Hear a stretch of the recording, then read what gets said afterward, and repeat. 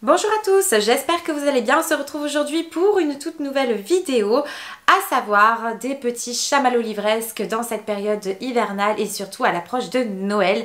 Les romances, les fameuses romances de Noël. J'en ai 5 aujourd'hui à vous proposer, des one-shots qui peuvent se lire vraiment, qui se suffisent à eux seuls sans avoir la nécessité de se lancer dans une saga. C'est pourquoi je vous les présente aujourd'hui. Je commence tout de suite avec Sophie Jomain, Les étoiles brillent plus fort en hiver, aux éditions de Noyelles, confirmées par les éditions Charleston dans la collection Piment.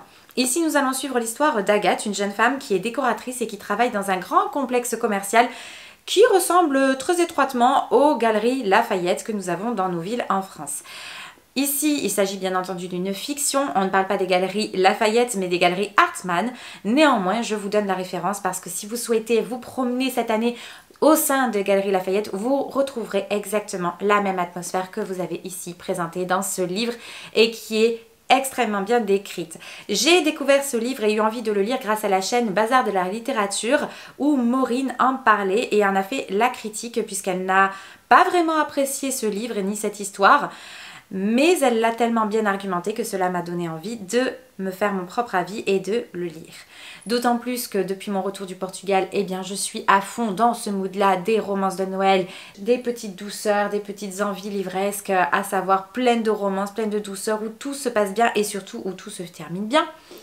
Et là, ça l'a complètement fait, je dois vous l'avouer. Nous allons suivre Agathe dans ses états d'âme au quotidien, du quotidien, mais également nous allons traiter la question d'avoir la garde d'un enfant, de devenir tutrice d'une enfant qui n'est pas forcément la nôtre, puisqu'ici, Agathe a la charge de sa nièce, à savoir la fille de sa sœur, suite au diagnostic d'une pathologie psychique.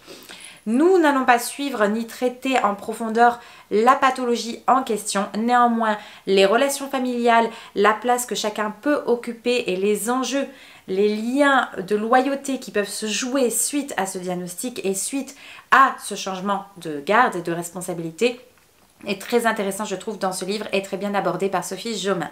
C'est ma première lecture de cette autrice, mais j'en lirai d'autres avec grand plaisir.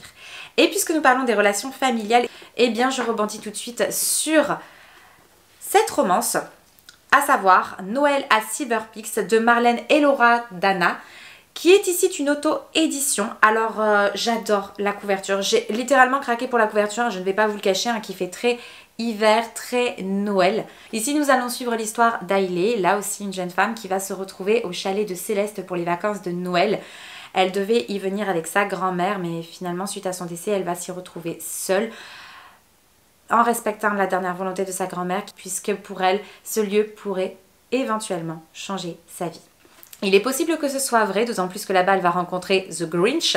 Alors c'est un homme qu'elle a qualifié comme tel, puisqu'il est complètement acerbe dans la critique permanente et imbu de lui-même, vraiment tout ce qui est de plus froid au monde est hivernal d'ailleurs, mais il se pourrait bien finalement qu'elle apprenne à connaître cette personne, d'autant plus qu'il n'est pas venu seul puisqu'il est accompagné non pas de sa fille, mais lui aussi de sa nièce, puisqu'il est devenu parrain en fait de sa nièce suite au décès des parents de la petite. Au-delà de la romance, c'est ça qui m'a beaucoup plu, c'est qu'encore une fois, les relations de sang, mais aussi les relations d'amour que l'on peut créer, ces liens très forts, invisibles, et tout aussi forts que les liens de la famille, alors même que Hailey n'est pas directement la mère de cet enfant, elle ressent comme un amour maternel. Et ça, c'est excellemment bien mené, excellemment bien traité. Et je trouve que c'est une très belle découverte de cette plume de Marlène, à savoir qu'elle m'a fait passer du rire aux larmes, comme l'autrice dont je vais vous parler tout de suite. Puisque la prochaine que je souhaite aborder, il s'agit de Karen Ponte. Karen Ponte, qui est une de mes autrices phares, une de mes autrices chouchou. Si vous ne la connaissez pas, je vous invite à la découvrir notamment avec Tu as promis que tu vivrais pour moi. C'est le premier roman que j'ai lu d'elle, qui n'est pas une romance de Noël, je préfère vous prévenir, mais qui est peut-être en quelque sorte un remake de P.S. I Love You, vous savez, le film. Avec Gerard Butler il me semble. J'adore ce film et ce livre là je l'ai découvert sans forcément savoir de quoi il traitait et c'est un petit peu un remake de P.S. I Love You dans le sens où là par contre c'est une jeune femme qui perd sa meilleure amie, qui lui a laissé des lettres pour pouvoir reprendre sa vie en main et pouvoir avancer, surmonter son deuil. Et j'ai trouvé que ça avait été excellemment bien mené. Je suis passée là aussi du rire aux larmes à chacun de ses bouquins finalement, puisque cette année j'ai découvert ses romances de Noël. Elle en a édité déjà 4. elles sont toutes équivalentes. Je les ai toutes lues et je vous conseille de les lire également parce qu'elles sont de véritables pépites. Ici, il s'agit de la romance de cette année, la romance de 2022, Embarquement immédiat pour Noël aux éditions Fleuve Édition, où nous allons suivre l'histoire de deux jumelles, elles sont forcément deux. Nous allons suivre l'histoire de jumelles qui reçoivent de la part de leurs parents 2 coffrets cadeaux pour se rendre vers la destination de rêve, ou du moins ce qu'il en est pour elles concernant Noël. Pendant que l'une idéalise Noël sur la plage avec un soleil sous les palmiers à faire bronzette et du farniente, l'autre ne conçoit absolument pas Noël de cette manière. Pour elle, ça se passe en Laponie, dans le village de Santa Claus, avec les chiens de traîneau, les aurores boréales et tous les éléments qui symbolisent cette période-là de Noël. Malheureusement, l'agence qui était en charge de préparer leur voyage, eh bien, a fait l'erreur d'échanger leur prénom sur les billets d'avion et elles se retrouvent donc sur le lieu de destination de rêve de l'autre. Il se pourrait bien, cependant, qu'elles apprécient leur voyage.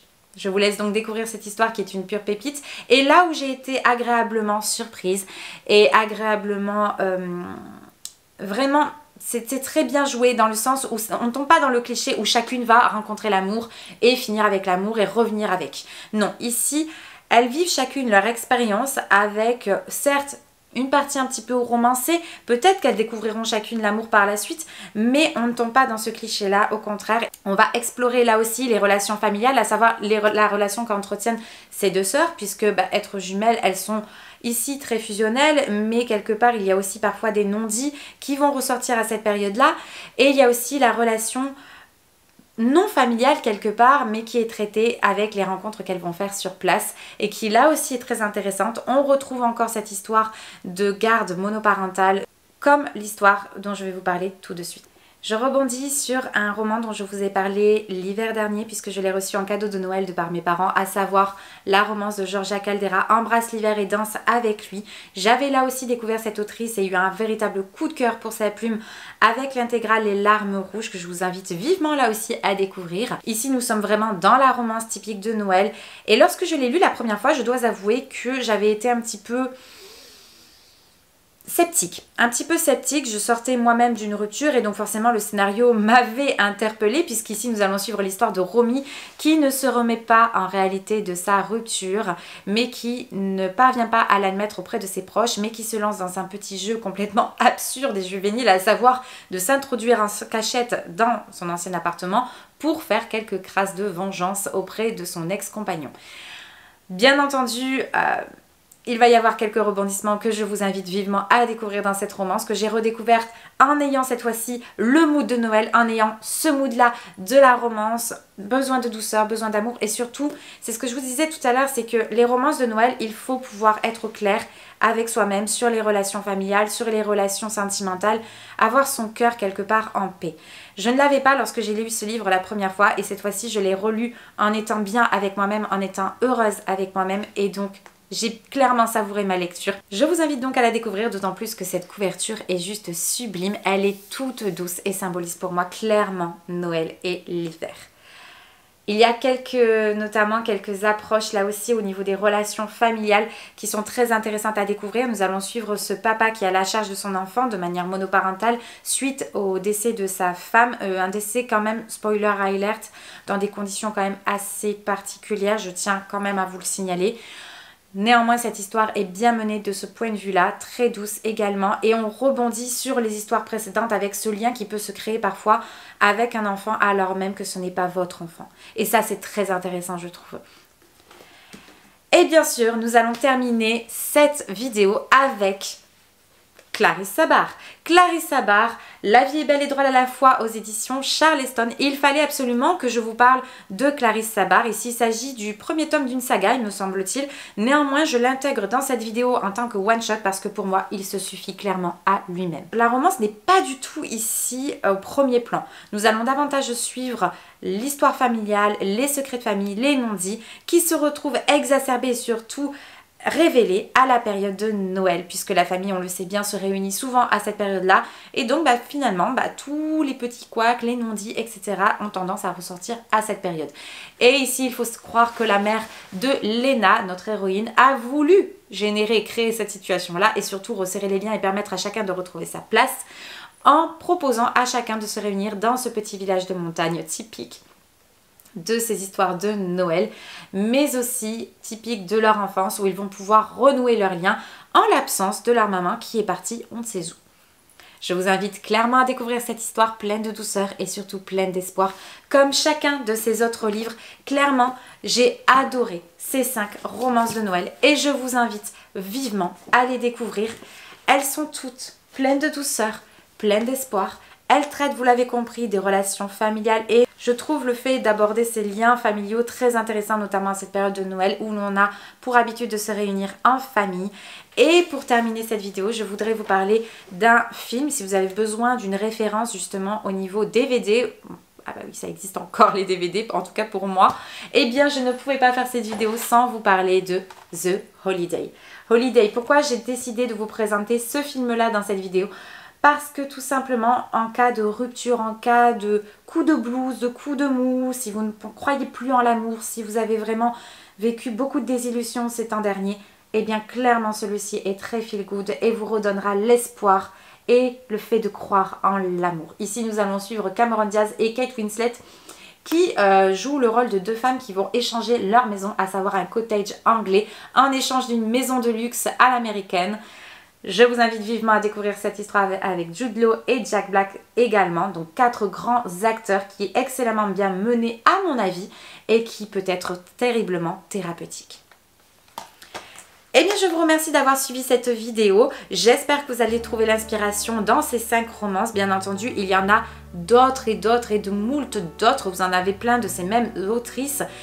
Ici, ça n'a pas été calculé qu'il s'agisse uniquement de femmes, mais ce sera le cas pour cette année. Écoutez. Sur ce, je vous souhaite de très belles fêtes. Surtout, profitez bien de ce que vous aimez, qu'il s'agisse ou non de votre famille. Et je vous retrouve l'année prochaine.